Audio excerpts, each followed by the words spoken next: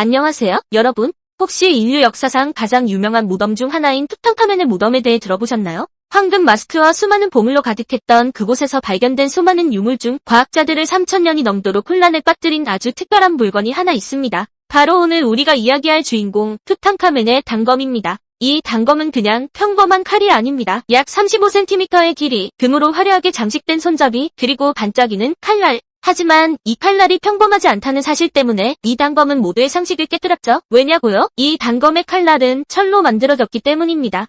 철이 뭐 대단하다고? 이렇게 생각하실 수 있어요. 하지만 투탕카멘이 살던 시대는 기원전 14세기, 즉 청동기 시대였거든요. 철기 시대가 시작되려면 아직 한참 멀었을 때입니다. 이집트에서 철을 재련하는 기술이 발달하기 전이었고, 당시 철은 금보다도 훨씬 귀하게 여겨졌어요. 게다가 놀라운 점은 무덤에 들어간 뒤 3300년이 넘는 시간 동안 이 단검은 전혀 녹슬지 않고 빛을 잃지 않았다는 겁니다. 자, 여기서 질문 하나 던져볼게요. 청동기 시대에 살았던 이집트 파라오가 어떻게 녹슬지 않는 철제 단검을 가질 수 있었을까요? 마치 우리 할아버지가 30년 전에 타임머신을 타고 미래의 스마트폰을 가지고 오신 것과 비슷하달까요? 이 단검에 얽힌 기묘한 이야기는 지금부터 시작됩니다. 고고학적 오류? 아니면 마법의 유물? 1922년 영국의 고고학자 하워드 카터는 마침내 투탕카멘의 무덤을 발견했습니다. 무덤의 봉인을 해제하는 순간 그가 발견한 것은 역사상 전례 없는 엄청난 보물들이었죠. 그 중에서도 투탕카멘의 미라가 감겨있던 아마포 사이에서 발견된 두 자루의 단검은 모두의 시선을 사로잡았습니다. 하나는 황금으로, 다른 하나는 바로 이 미스터리한 철로 만들어졌죠.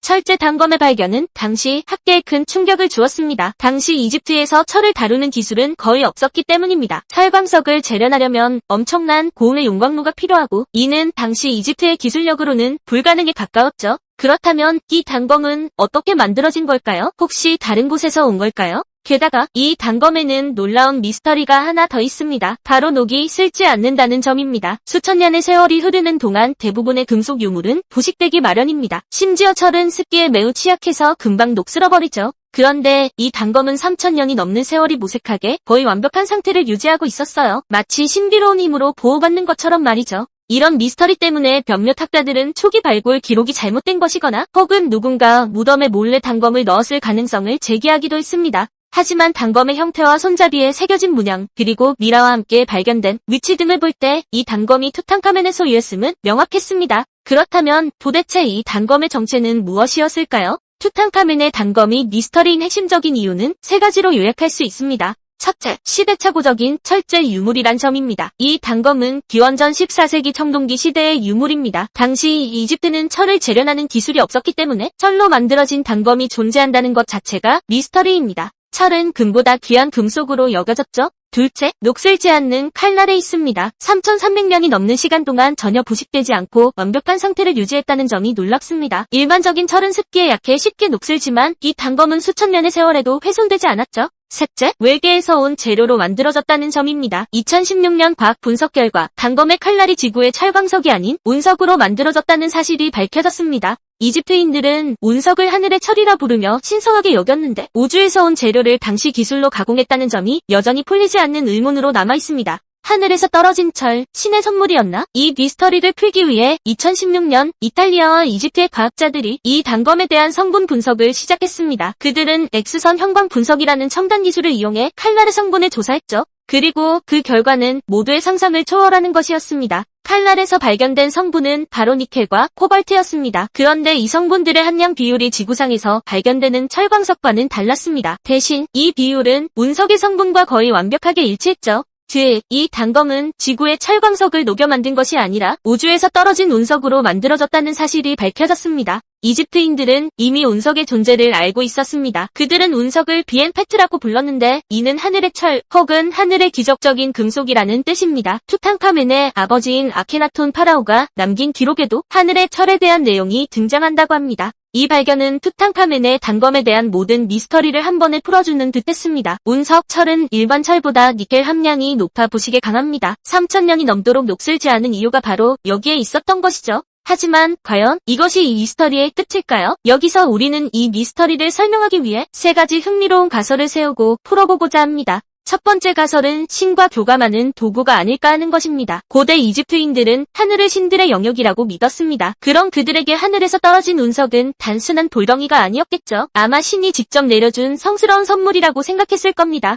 특히 투탕카멘은 어린 나이에 갑작스럽게 사망한 파라오였습니다. 그의 죽음과 관련된 여러 미스터리들을 생각하면 그의 무덤에 신성한 운석으로 만든 단검이 함께 묻혔다는 것은 어쩌면 그의 영혼이 신에게 무사히 닿기를 바라는 염원이 담겨 있었을지도 모릅니다. 이 단검은 단순한 무기가 아니라 파라오의 영혼이 죽음 이후에 세계로 가는 길을 지켜주는 일종의 호신 부적이었을지도 모릅니다. 두 번째 가설은 외계 문명과의 접촉 증거라는 가설입니다. 여기서 더 나아가 볼 수도 있습니다. 혹시 이 운석이 단순한 자연 현상이 아니라 외계 문명이 남긴 흔적은 아닐까요? 당시 이집트의 기술력으로는 운석을 재련하고 가공하는 것이 사실상 불가능에 가까웠다고 합니다. 운석을 가공하려면 일반적인 철보다 더 많은 기술과 노하우가 필요했기 때문이죠. 그렇다면 이 단검은 이집트인이 아닌 더 고도로 발달된 문명, 즉 외계에서 온 존재들이 만들어서 선물한 것은 아닐까요? 투탕카멘의 저주라고 불리는 무덤 발굴 이후에 연인 기이한 죽음들도 혹시 외계의 힘과 관련이 있는 것은 아닐까요? 세 번째 가설은 알려지지 않은 고대 문명의 기술이라는 설명입니다. 마지막 가설은 조금 더 현실적입니다. 이집트인들이 운석을 직접 가공했을 가능성입니다. 물론 당시 기술로는 어렵다고 알려져 있지만 우리가 모르는 고대 이집트인들만의 비밀스러운 재련 기술이 있었을 수도 있습니다.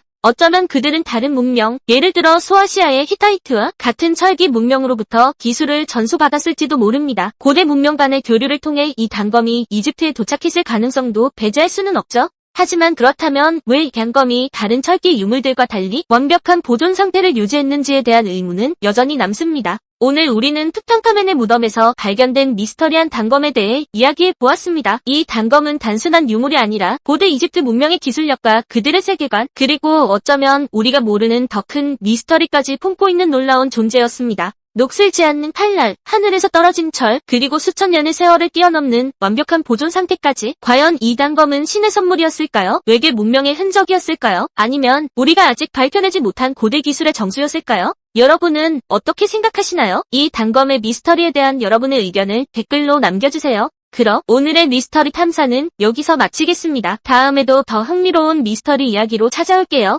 구독과 좋아요, 그리고 알림 설정까지 잊지 마세요.